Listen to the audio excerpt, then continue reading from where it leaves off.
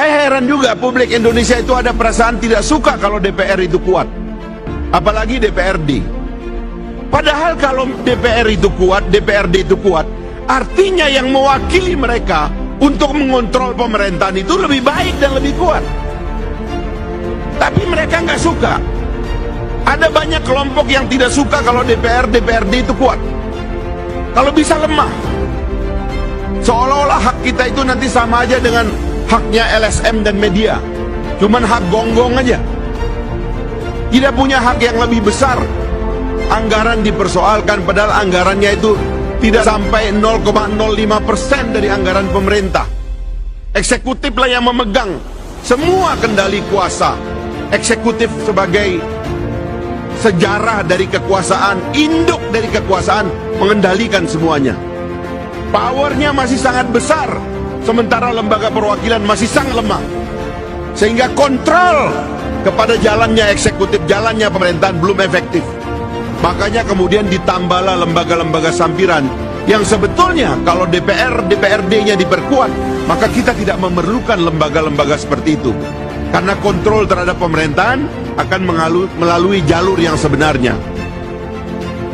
Di MD3 yang terakhir kita dipersoalkan karena melakukan 3 hal. Pertama, memperkuat imunitas anggota.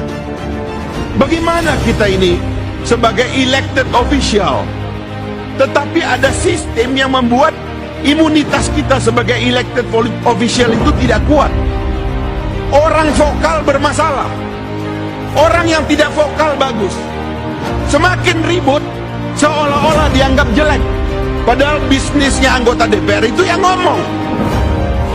Kita ini dibayari oleh rakyat itu untuk ngomong, tapi kalau ngomong ini terancam karena imunitasnya tidak kuat, baik karena sistem penyelenggaraan hukum yang tidak mengatur supaya DPR itu terlindungi untuk mengadvokasi aspirasi masyarakat, maka DPR lama-lama akan lemah.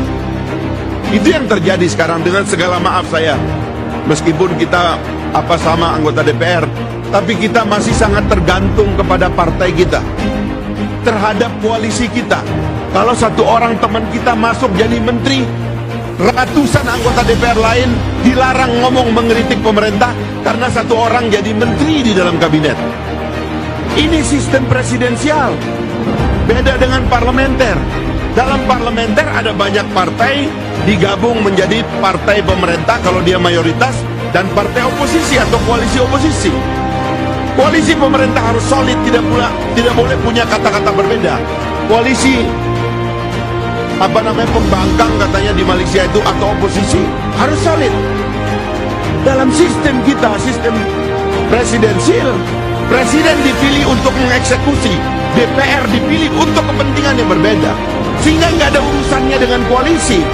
Mau 100 orang dari partai kita dibawa masuk ke dalam kabinet, anggota DPR dipilih rakyat tetap untuk kritis untuk menjaga pemerintahan. Ini sistem yang harus diperbaiki. Karena itu kita memperkuat hak imunitas. Banyak yang protes, kenapa DPR harus ada imunitas, padahal wartawan ada imunitasnya. Bahkan aktivis lingkungan hidup ada imunitasnya.